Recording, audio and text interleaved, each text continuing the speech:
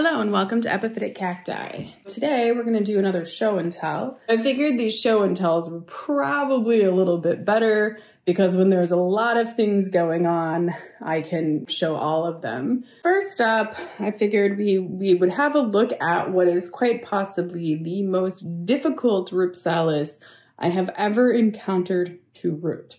I don't know what the deal is with this Rupsalis because technically all of the other ones in this Rupsalis subgenus have been very easy to root. I genuinely think that there might be a good reason why we do not see Rupsalis Juengeri in many collections. It could just be me, and this could work out perfectly beautifully for other people. This guy came from overseas. It came as a cutting.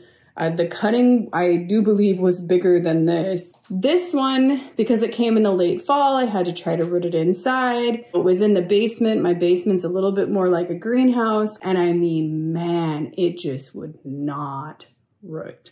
When you get epiphytic cacti, like when you get them from a specific place, sometimes they just don't do well for you. And other times you can get them from somewhere else and they do beautifully for you. I think that all of the ones that came in the late fall and everything, I chalked it up to being in the late fall, but all of them were kind of having problems. And actually none of them have even established, like really truly rooted or established until like many months later. Some of them after they went outside in the spring, they kind of established. And so Rupsalis sulcata, when it went outside in the spring, that one finally took root and started to grow and everything. And then I think that there was another one that I'm not even sure if it's labeled correctly. So we're going to skip over that one, the name of that one. But that one did the exact same thing where it just would not root. It was just really strange. And it actually just now, an entire year later, started to grow. And that is the exact same situation that has happened with this one. This little Rupsalis Juengeri is just now putting on these little tiny nubbins. There's a little tiny nubbin there, little tiny nubbin there. You know, a couple little tiny nubbins there and some nubbins there. And I mean, I am totally overjoyed to see it do anything, really.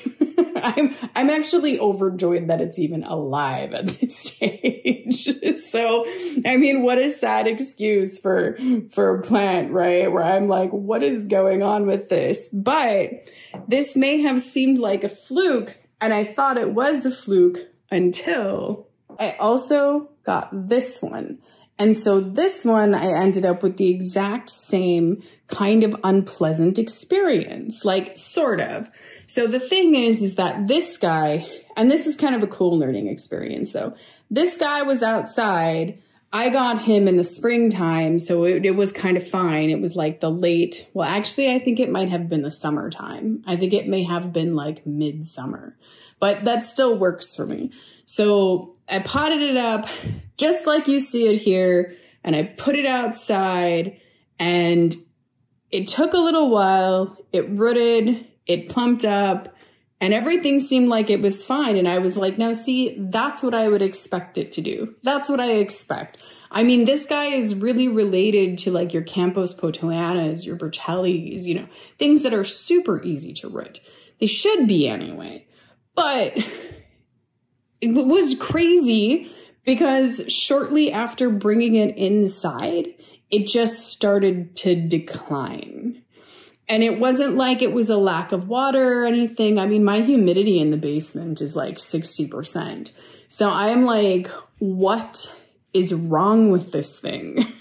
So you can see here, I actually saw these on someone else's channel and I was just like, oh my God, I want those because I have all kinds of things to do with these. Usually you get like little tiny cloches, and this is separate from this. This is actually a punch bowl from somewhere. And then this is something that you get on Amazon, and it's actually meant for like outside to put over your seedlings or whatever to protect them. And I could put the links for this if anyone is kind of curious and wants to try it, because cloches do not normally come this big. But I have found that with epiphytic cacti, that every time I'm struggling with one of them, that the best thing that I can do is put it in a cloche. And then I just kind of like water it, and then I walk away from it, and I do not water it or worry about it or anything, and I just kind of check on it. And so that's what I've done with this guy. And I only put this guy in this cloche just a few days ago. And you can see I have the reason why he's sitting up on this like weird little pedestal here is mainly because I don't want his branches sitting in water. That would not be a good idea. And so what started to happen with this guy is that its branches just really started getting very desiccated. I don't know if we can see that. And it was actually worse than this. This is considerably better since it's been in the cloche. They were all just really, really desiccated. And I was like, what is happening? FYI, it came with all these little aerial roots, but some of them have like nice little tips on them. Because these are epiphytic cacti, what will end up happening, the plant can absorb the water through those little aerial roots, through its little, I don't know what they're called, but it kind of has like these pores that it can just absorb water through. And so it can actually plump up all the branches, even if it doesn't necessarily have a root system. And I know that like some people are like, oh, why aren't you just rooting that in water or whatever? I just do not do the whole water rooting thing, only in very, very specific circumstances. Like I might put something in water if I'm going to put it in like leca or something later on, but all those water roots, it does help in terms of keeping the plant plump enough that as it tries to establish new roots, because all those water roots are useless the moment that you put them in a soil-based substrate like this or an organic substrate, they're just useless. They'll all die and rot. So it keeps it hydrated long enough for it to form new roots. So that's one reason why you might do something like that. But here, that's not really the case. This guy, I think, has roots. I think that he's established. I don't even think it has root rot. I think that there is something about this plant that I'm not sure if it is just something that where it likes a much higher humidity level or what the deal is. Because it was doing really well outside when it was very humid and the branches were wet all the time because it was raining all the time. That is actually when this plant established outside, when it finally took root. I had this period in the fall where it was just raining and raining and raining, and it was just incredible, and it was kind of cooler. And that's when this plant really started to establish. So now it's drier and it's warmer, and now it's struggling. The magic of the cloche. Even for Ripsalis, the magic of the cloche. Sometimes I have some issues, and I think that once I got into the Ripsalis that were not necessarily like, cultivated very much, I think I started to realize that there's probably good reasons for why. And here is Ripsalis Neves-armondii, form Neves-armondii, also throwing out a few blooms. This one is the one with the orange-pink stamen. There's other clones that have yellow stamen. And this one is my oldest one. And it was kind of a mysterious, weird thing because this particular plant would not grow. When I got it, I put it in a small pot. And I mean, mostly I was putting them in small pots because I was trying to keep them a little bit on the smaller side. And I mean, it worked because this didn't grow, but all it did was bloom. So it would bloom and bloom and bloom, and it just really wouldn't grow. And I started to get a little bit concerned about the plant because I'm like, I think this thing is going to bloom itself to death. One of the really, really fascinating things about this particular clone is that it is not self-fertile. Another clone with the yellow stamen is self-fertile and readily produces berries. And so this one was really kind of weird because it's the one that I've had the longest, it's bloomed the most, it has never produced a berry. And much to my surprise, this year, for the first time ever, I have a berry. And what happened was this was put outside during the spring, like they all are, and something very clearly must have pollinated this. And it's weird because I'm gonna guess that this has to have foreign pollen, and I don't believe that I had any other Neves-armondii is in bloom out there. So it had to have been foreign pollen from something else. And most likely. But I think that one of the things about that is that it may have seeds in it, but those seeds might not actually be viable. You could plant them and nothing will happen because they aren't truly fertilized. It's kind of a weird phenomenon of being able to, I think, pollinate something with foreign pollen and have it actually produce berries. Always absolutely gorgeous flowers. Love those stamen. Love these flowers. And truly, I'm just overjoyed to see it growing. You know, I'm overjoyed to see these little nubbins happening because I repotted it. That's what happened here. I repotted it. I put it in a bigger pot. And then after I repotted it, it started growing. So just as kind of like an FYI, I suppose, if you have Ripsalis that are not growing and you've had them for a while, you know, repotting them is probably what is necessary, either repotting or fertilizing, because after a few years, they do deplete the nutrients in the soil in their pots. I'm super fascinated about the fact that it produced the berry. I'm always excited to see it blooming, but I am more excited to see this plant produce less blooms and start producing new growth. So here we have a Ripsalis Trigona. Actually, it's flowering, but not very spectacularly. So you can see that it's got these flowers here, but the flowers kind of came out and they were just kind of all mangled. So you can see that's just kind of mangled. So they didn't come out very beautifully. And I think it's just because this plant has bloomed multiple times. I would be concerned about mangled flowers on Epiphytic Cacti, thinking maybe there's like mites or something. But did just kind of want to show that because, you know, we don't get to see Trigona very often, and we don't really get to see it bloom very often either.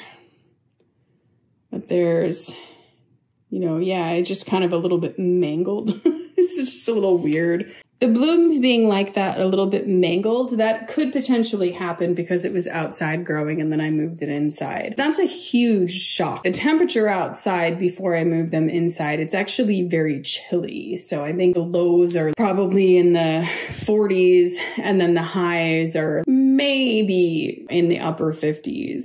And so then it gets moved inside and all of a sudden I've taken away again, you know, all that rain, all that humidity, all that coolness, and all of a sudden it's like, boom, now you're in this super warm environment. And the plant sometimes doesn't know what the heck has happened to it. So it just is like, blah. And so sometimes you might get like really weird, crazy things, like weird colored flowers, slightly mangled flowers, flowers in a time period that they just shouldn't be happening.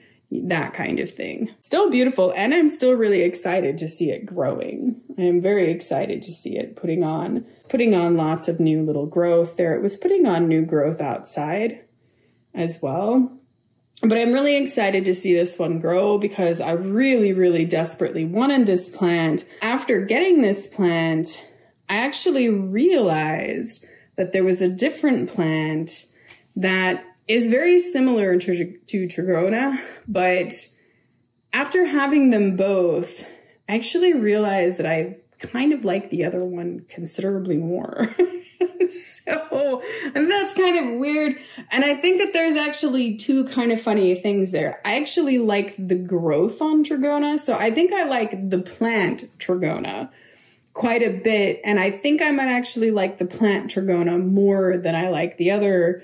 When we're talking about Ripsalis dissimilis, form dissimilis, I think I like this plant more than that plant, but I like the flowers more on dissimilis than on this plant.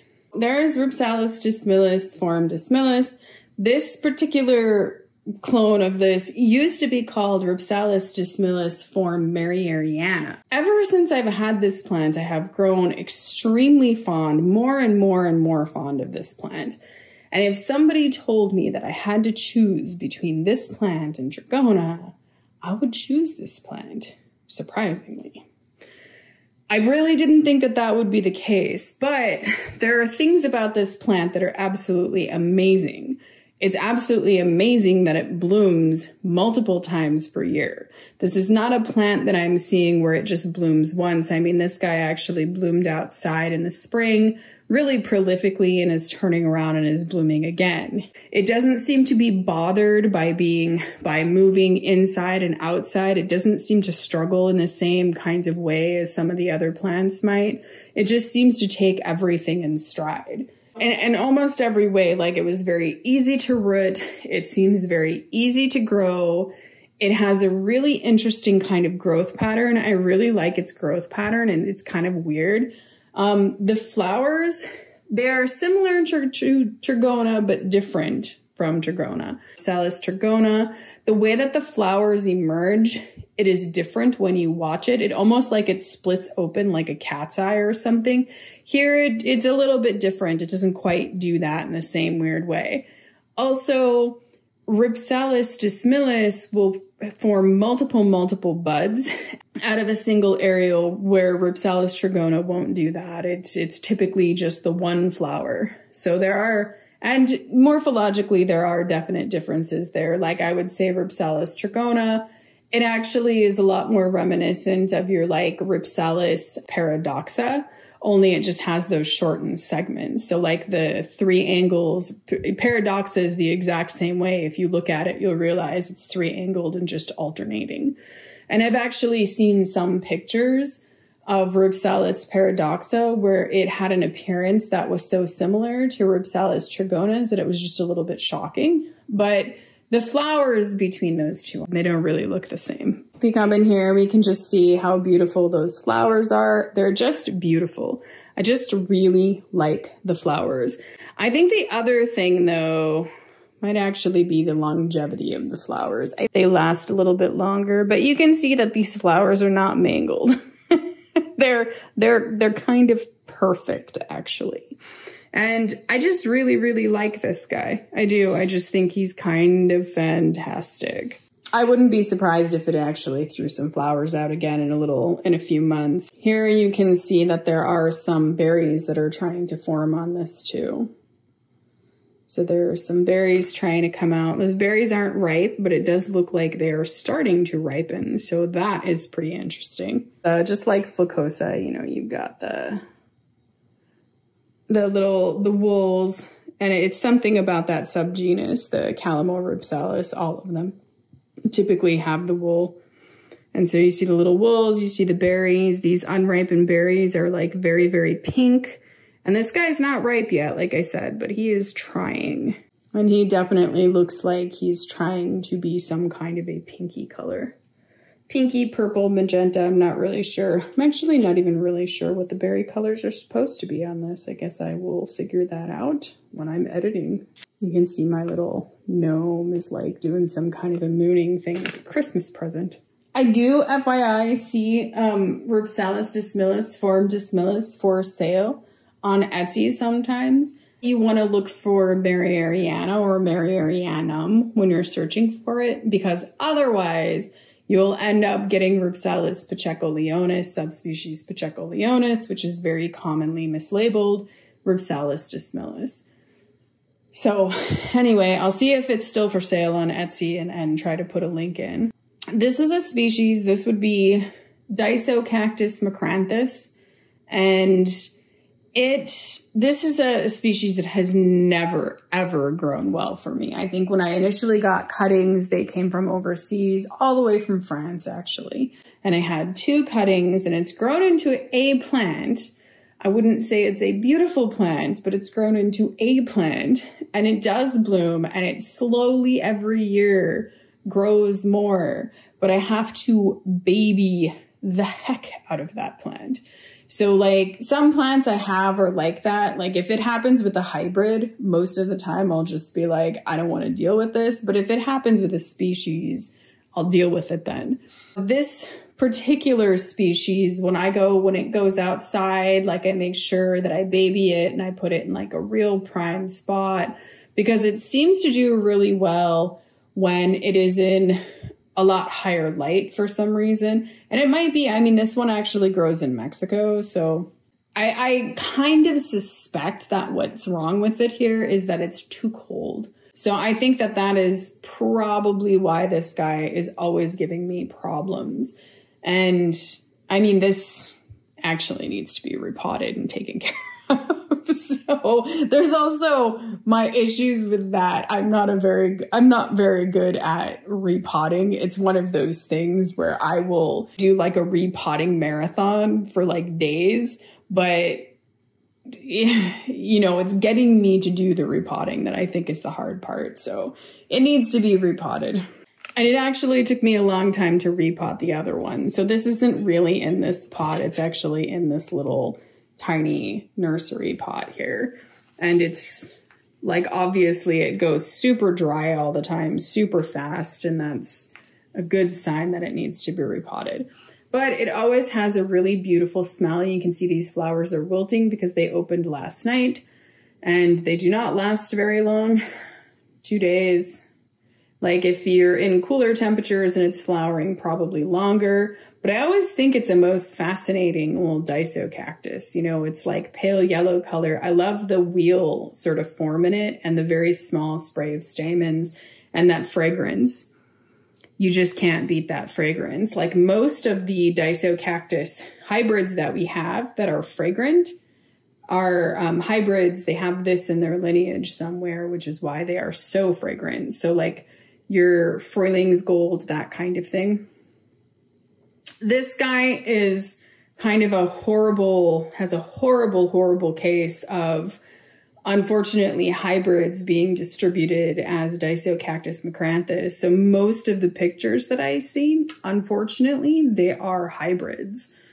And this guy, I think that there are a few small trademark things that I've noticed about this guy. And I think the other thing that's unfortunate is that there's actually 2 subspecies.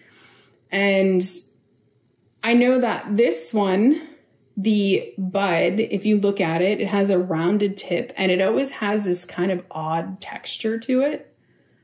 And then the flower petals also have rounded tips. And you can see there aren't very many of them. There just aren't very many. So just beautiful. I always love this guy and I always love the smell. And it smells kind of like citrus blossoms, or again, you know, maybe kind of mildly like your Sambac jasmine type thing. But it's got a beautiful smell. And when it produces lots of flowers and you walk into a room, you immediately smell it. It is a very powerful smell, but it's a powerful, good smell. It's a little bit different from jasmine or citrus in the way that if you were to stick your face right in a jasmine flower, it is a super unpleasant smell because it's so strong. This guy has a very strong smell, but if you stick your face right in it and you smell it, it just smells really nice. And here we have a really surprise bloom. This is an Aporophyllum hybrid, which actually is not really a proper name, but it is a name that is given to Aporocactus, Disocactus hybrids typically. And it's typically when they exhibit traits that are a little bit closer to the Aporocactus. So you can see that this has like 4 or 5 ribs, and then you can see the shape of the flower is carrying a little more Aporocactus. But it's not really the flower, I don't think, that identifies, you know, being called that. I think it has more to do with the plant. This is a really beautiful flower. It has some streaking on it. It's the first time that it's ever flowered. I purchased this as Painted Lady, which I definitely don't believe can even remotely be true. According to the ESA registry, Painted Lady was registered in 1946. It's purple with a red midstripe. The outer petals are red, long, and narrow, and it has a cup and saucer form. Oh, and I just pulled off the flower. So what I think is going on here is this actually looks a whole lot like a very, very, very well-known Aporocactus hybrid that is called Moonlight. And that is what this looks like to me. I could be wrong, but again, I don't really think that there are that many Aporophyllum hybrid types, that many that look like this, and that many that exhibit this kind of growth pattern. So you can see they always kind of have these fantastical flowers. The flowers are small, but you can see all of the curling back of all these petals, and there's always lots of petals in the back. And then you always have kind of an interesting flower tube where there's a lot of little hairs on it. So this is a real surprise bloom.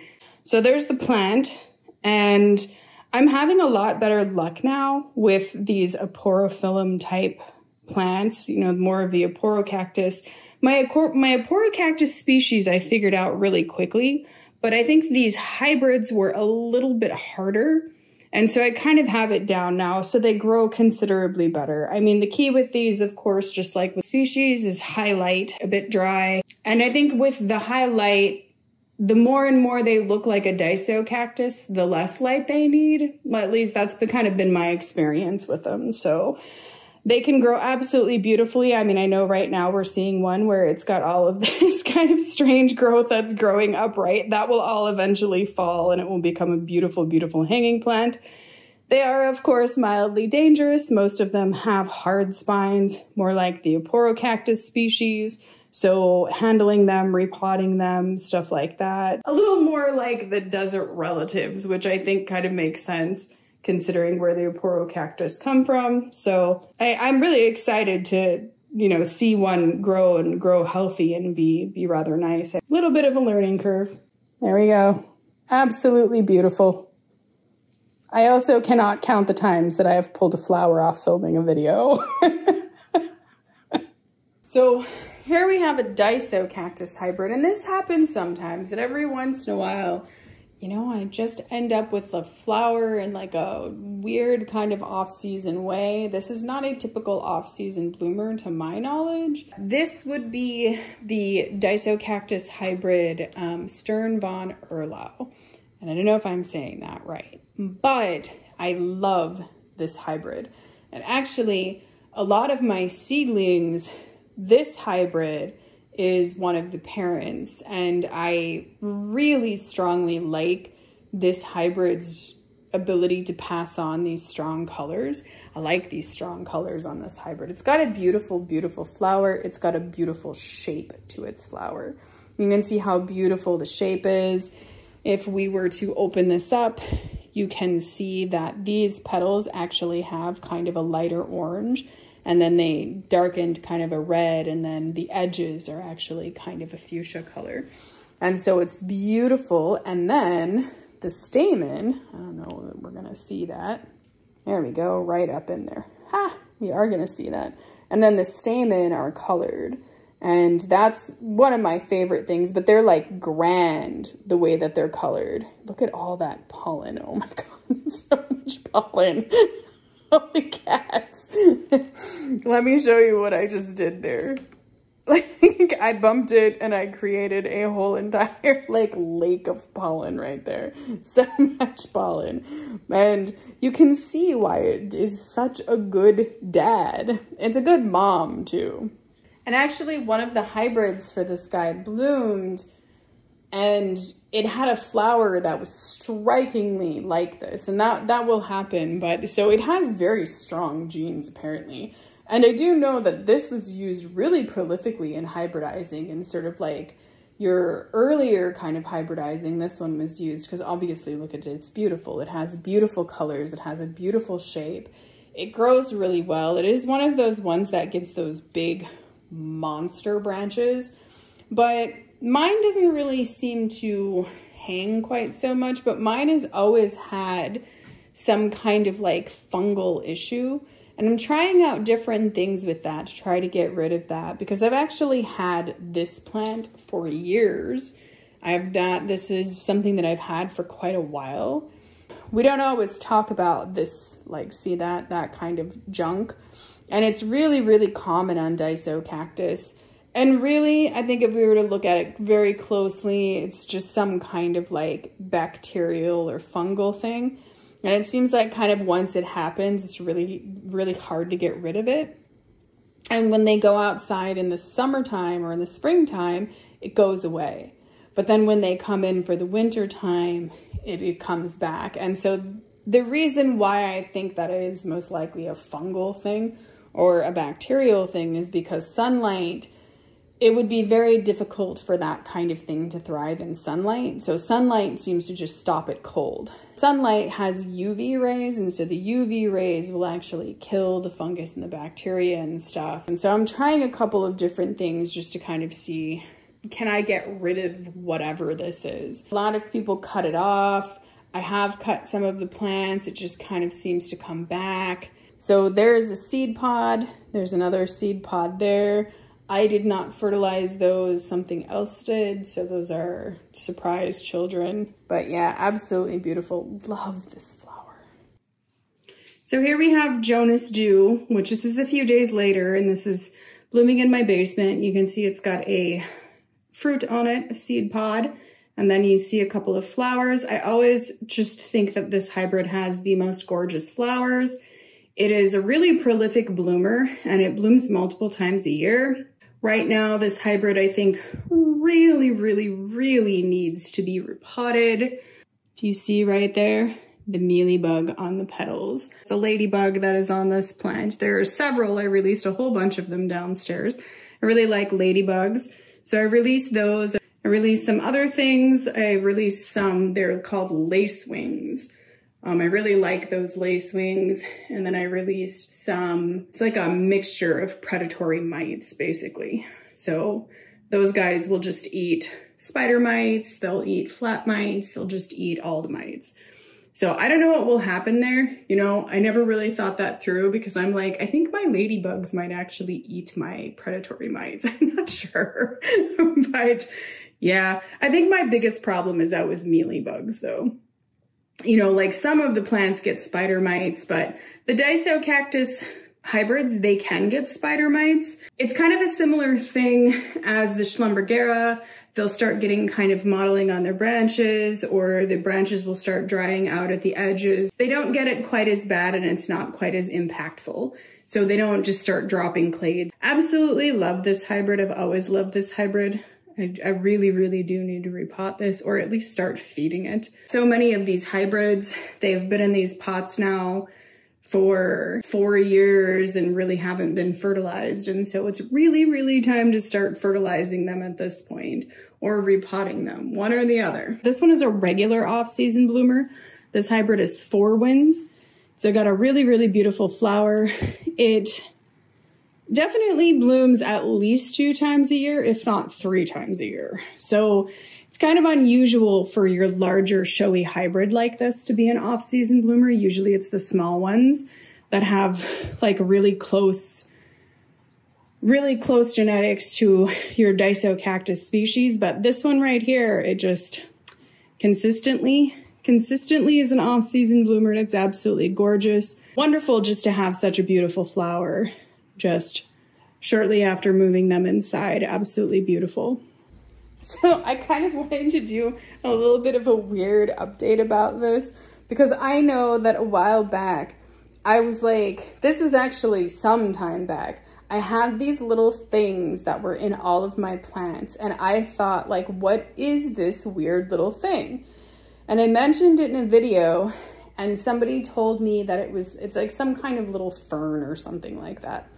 And anyway, I looked it up and I was like, yeah, that does kind of look like that. But as these little things matured, they're actually little tiny cedar trees. They're seedlings. So my neighbor had this cedar tree, and this past year, they actually cut it down, which I was really sad because I really, really like the smell of cedar. I really like the tree. And I ended up finding a whole bunch of these little seedlings, and then for whatever reason, they actually started to sprout their kind of true, I don't think they're called leaves for cedar. I don't know what they're called, but their true growth came out.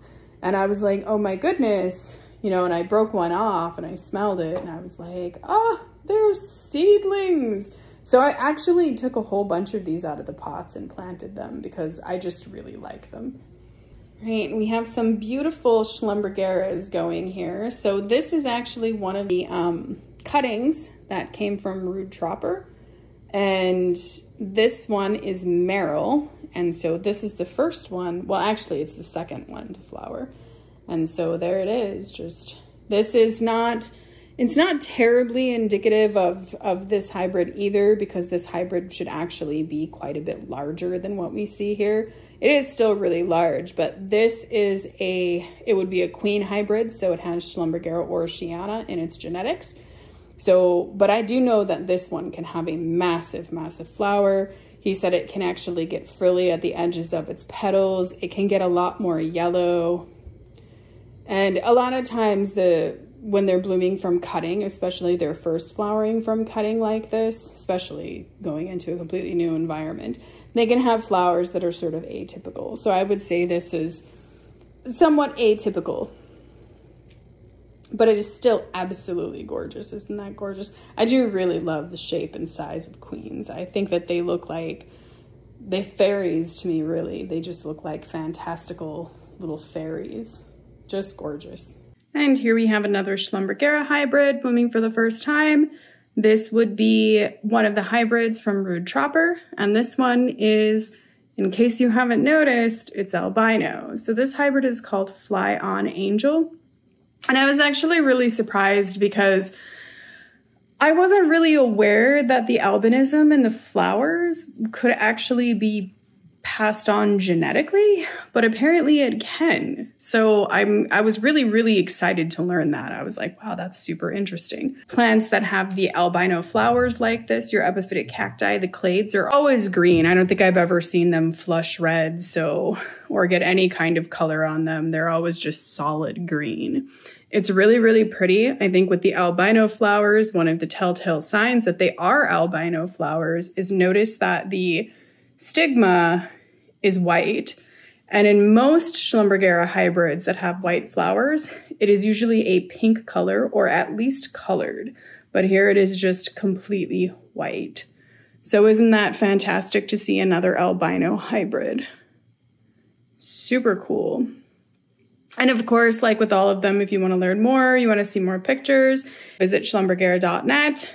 And here we have another Schlumbergera going. This one is Bristol Amber. I also think that Bristol Amber is a queen. I think I've had this one for quite a while. So spider mites had created kind of a horrible issue. I bet it happens to people a lot that they get spider mites on these and they don't know that they have spider mites.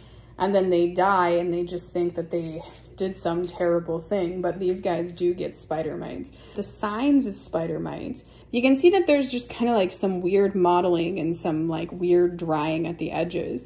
Now, of course, this is well past having spider mite damage, but it gives you kind of an idea of what that would look like. So a lot of times, as a reaction to getting spider mites, you will see clade drop. So the clades will suddenly start dropping and you might be like, what is going on? Because I'm not overwatering. But a lot of times indoors you get the dry air, and I don't know where the spider mites come from because quite honestly, they just sort of pop up. I move these guys outside and so whatever comes back in with them, like I'm sure there's spider mites, there's mealybugs, there's thrips, there's all kinds of that stuff outside. So when I move them back in, chances are they have some of those pests, and then chances are, because they've been moved inside, I'm not really bringing all of the predators for those pests inside with me. When it starts getting real deep into the winter time, and I was keeping all these Schlumbergera upstairs, so it would be dark, it would be dry, and the next thing you know, it would just be like horrible spider mite infestation. And to be honest, this past year, I didn't really want to deal with any of that. I didn't want to deal with anything. I actually really, really downsized my Schlumbergera collection for that reason. I can keep a better eye on these guys and make sure that they're much better taken care of in terms of the spider mites.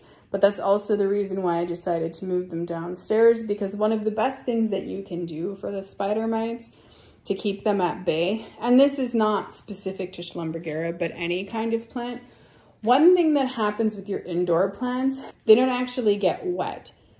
And that is unnatural.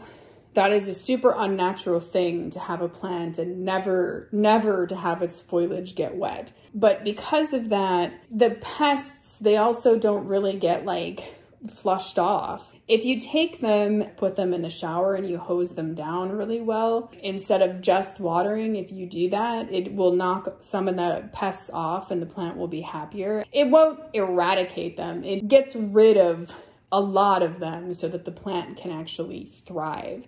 But when you have a really big collection, you know, like my collection, it was really, really big. There is no way I could have done that. Some people will keep them and they'll keep them all in bins so they can carry around and do that kind of thing. And honestly, I just decided to move them downstairs because downstairs I can spray them with the hose. Downstairs I can actually treat them with something to get rid of the mites, that kind of thing. So I can just take much better care of them down there than I can throughout the house. Although that makes me very sad because I wanted them around the house being beautiful and that just did not work out. But anyway, the beautiful Bristol Amber, still alive, still flowering, even after a rather epic battle with some spider mites, still making a beautiful comeback. This guy has always been, and I'm sure will always be, one of my absolute favorite Schlumbergera hybrids. This is... And I think that this is actually wrong. It goes by a couple of different names, but this one I bought from Witten's as Schlumbergera Benikujaku. I'm not sure if I'm saying that right, but it goes by a different name. This is not actually the right name. I just love this hybrid. You know, it is one that it grows really well. It's not dramatic. Even when all the hybrids around it are like being super dramatic, this one is just like, keeps calm, stays cool, keeps growing, keeps flowering, flowers a lot. It's got the big, beautiful Orchiana flowers. It's got the big, beautiful clades. This hybrid actually kind of looks a lot like Orchiana, actually. The growth, the way that the clades are. Oh, the flowers are all stuck together. But, you know, these big, beautiful, kind of dramatic flowers. Love these flowers. Always just, you know, the queens with their showing. It doesn't get like, you know, how some of them, they stress, like after they flower, they get all wrinkly and like crazy sad looking. This one just seems to be kind of immune to all the problems. Did it get spider mites? Yes, it got spider mites. Did it recover? Yes, it recovered. It recovered much faster than anyone else did, really. It's just always been really kind of an exceptional sort of hybrid. You can see just a little tiny bit of the, you know, the spider mite damage there, but, you know, just pay attention to the edges of your clades and the joints. And if you start to see something looking a little bit wonky there, spider mite time. And hopefully, you know, you can just sort of shower them and deal with it that way. I mean, there's all kinds of things you can do for that, really. None of them, I don't know if the only one that I think that I've ever really, really liked, I think I really, really have always liked the predatory insects. I did release them in my house before, and honestly, it was one of the funnest things ever. So, but I think you also have to be one of those people that is okay with insects in your house. There are good insects in your house and bad insects in your house. And these little guys, can't remember I think they're like called angel wing. Can't quite remember what they are, but they're these little things. And what goes on is that their babies actually eat mealybugs.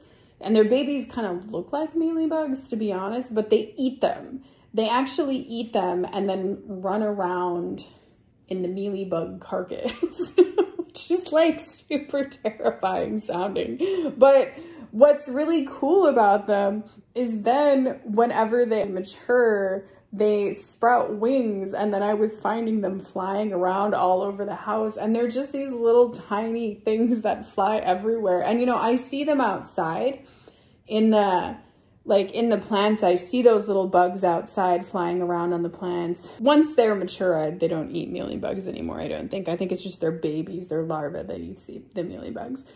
I'm also, again, okay with those little bugs flying all over my house. I don't find them, they don't bother me, I guess.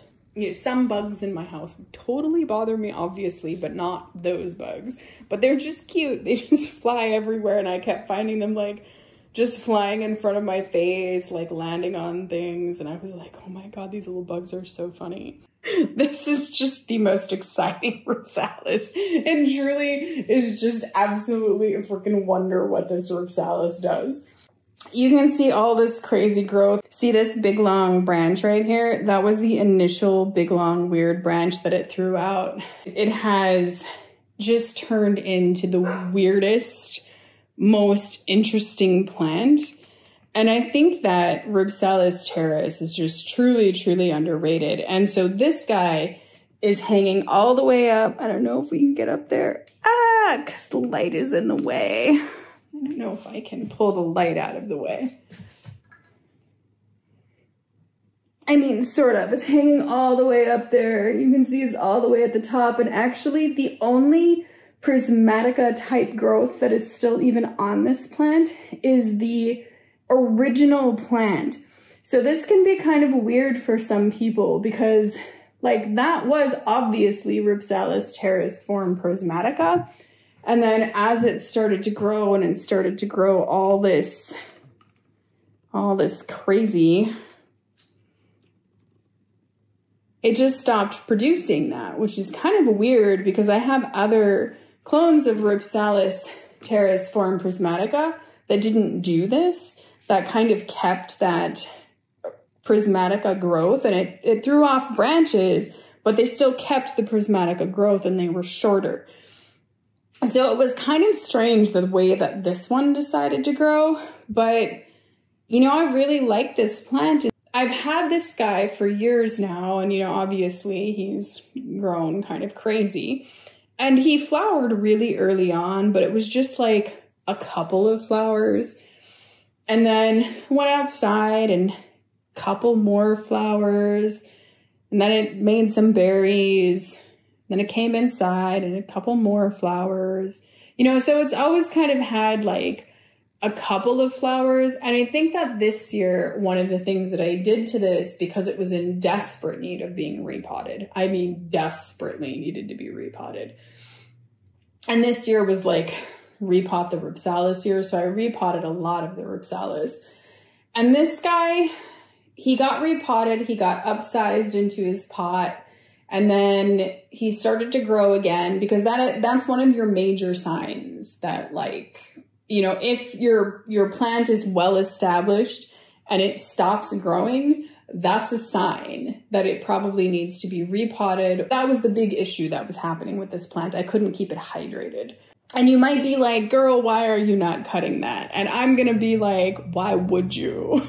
Like, I want to see how long it can get. I'm like, I mean, at some point, I don't know what I'm going to do, because at some point I'm going to have to start like hanging the branches. It's like, I don't even really know. But I just, you know, I can't bring myself to cut those branches off. I just cannot.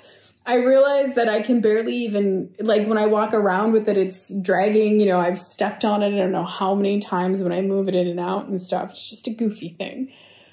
But I love this plant so much. And Ripsalis Teres, literally all of them, they are the most fascinating to watch grow. They grow, they're very active when they grow, and they are just fascinating with what they will do, because you never know what they're gonna do. I mean, like this, like what even is this thing? Like it doesn't even, it's never done this before. So, and look at, it's just all that growth that's on there. So another weird thing, and you realize that weird thing is gonna turn into a whole bunch of like more weird things, because that's what this plant does. It's weird. It just, it does weird things. It grows weirdly, but it's beautiful. I think that this kind of plant can get really confused with Ripsalis bassifera sometimes. I think it can get confused with Ripsalis bassifera just because of how it's growing. It has different berries for sure.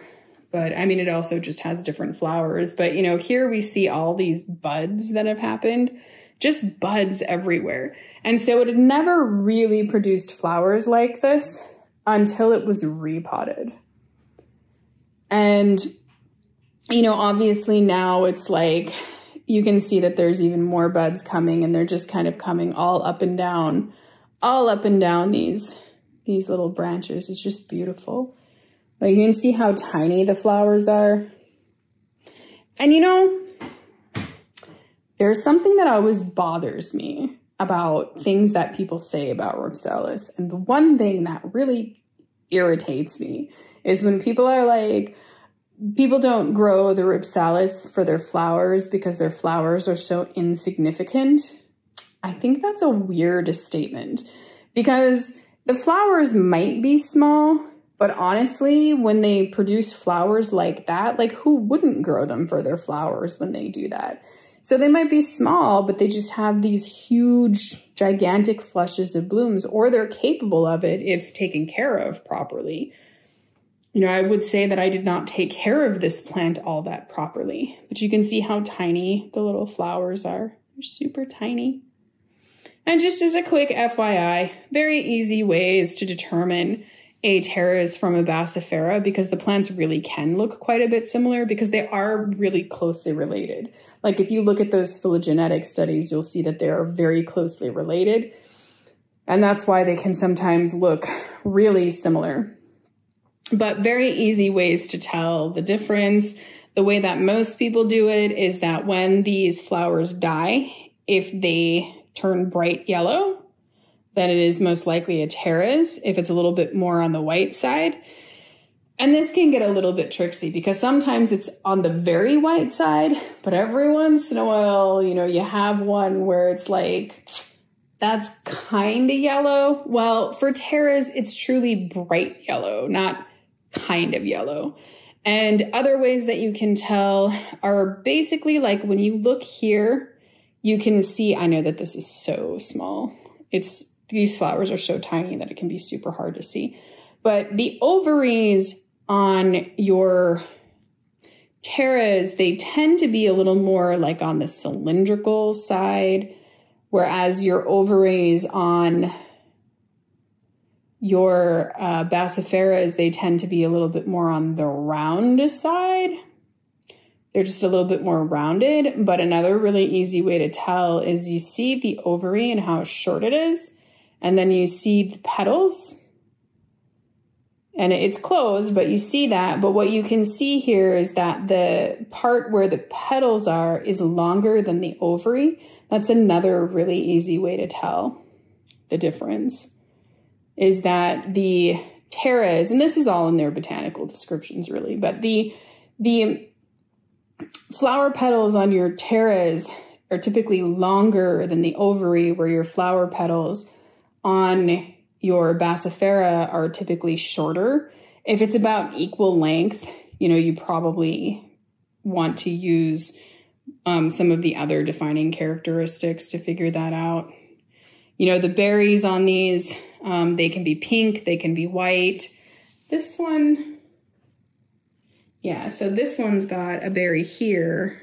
So there's a berry there, and that berry definitely looks a little bit more pink. And then somewhere way down there, there's another berry. Or there's actually two little berries down there. Who knew? There's a little guy.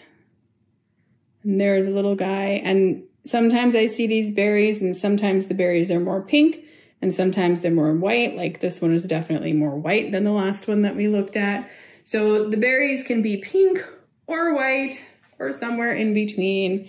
And with your Pfeiffera, a lot of them, as the berries are ripening to white, they will go through stages of being pink. I mean, just a crazy amount of flowers. So this is the thing about Teres, is that it's, you know, it's doing all kinds of things. It's got berries on it, it's growing, it's budding, it's flowering, it's doing all kinds of crazy things. And so something like a Teres is just a really super cool kind of thing, because it's always doing something. You know, it's never really a boring plant. Just really absolutely crazy town. That's just crazy town, right? That's just like, it's so beautiful. And this one stays in my bedroom, stays in the Rhipsalis closet. It stays in the Rhipsalis closet because I think it's beautiful and I love to look at it. So every day I go over and I check it out. And that's how you always know, you know, what plants are kind of your favorites. And then here we have some Lepismium and Pfeiffera fruit. And so this is actually pretty cool. So I have been trying to create some more hybrids, some more Pfeiffera hybrids. And I think that's actually really interesting because for people who don't know, there are Pfeiffera hybrids out there. I think in Europe, in Germany, there are people that do hybridize Pfeiffera, and they're absolutely fantastic and super cool and super amazing. So I've kind of been trying to do that, but I picked all of these at the same time, mostly because I think that it's very interesting about your Lepismium fruit. All of the fruit of all of the plants in the genus Lepismium will be very dark like this or reddish like this. Like that berry right there. I don't think that berry was completely ripe when I picked it. Your Lepismium cruciform has sort of reddish berries. Most of the other ones have real dark berries like this. But that's just kind of an FYI that there is a commonality in the fruit color for that genus. Ooh. And then all these dark little guys here. Don't those look delicious? Like I kind of want to eat them. Probably going to taste them. Probably taste pretty good. So these are berries from Lepismium warmingianum. So I'm super excited about that. And those I'm going to plant them just because I like to sort of see them grow. I think you can learn a lot about plants by watching them grow from seed. So look at how they stained my hand. So these guys right here, we'll grab the biggest one. These have spines on them. It's not really that fun to handle these. But these are from Pfeiffera ianthotho. I don't know how to say the name of that one. I'll put it up on the screen, but super interesting berries, very spiny, kind of unpleasant to pick. The whole plant is really kind of spiny. And then here we have a berry. This one is just now ripe. And so this is a berry from Pfeiffera monacantha, subspecies monacantha. So you can see it looks like it's a little bit of a pinky purple when they ripen. So realistically, this plant is known for having all of these rather insane orange kind of pumpkin colored berries all over it. And so that berry just happened to be the only one that was ripe that I picked. I have actually tried to grow this from seed before, but I made a horrible mistake of putting the seedlings in too much sunlight and I sort of killed them. So these are berries from Pfeiffera centipitensis. They start out like kind of orange and then they end up being this kind of pinky, slightly purple color. So really excited about that. And then these ones here are all berries from Pfeiffera boliviana. You can see that these ones are a little bit more clear, although they do have kind of a flush of pink on them. So I'm pretty excited about all those. I've never actually seen this plant produce fruit, even though I've had it for quite a while. But this year I intentionally tried to hybridize it with some of these other Pfeiffera.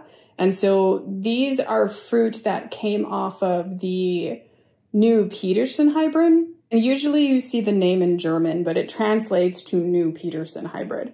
That hybrid is long thought to be a Pfeiffera hybrid, that it is probably a hybrid between Pfeiffera parangeniensis, that's so hard to say, and Pfeiffera miyagawa, also really hard to say. I'm not sure why this genus has the hardest names possible to say, but it definitely does. Of all the epiphytic cacti, this one's names are just a doozy.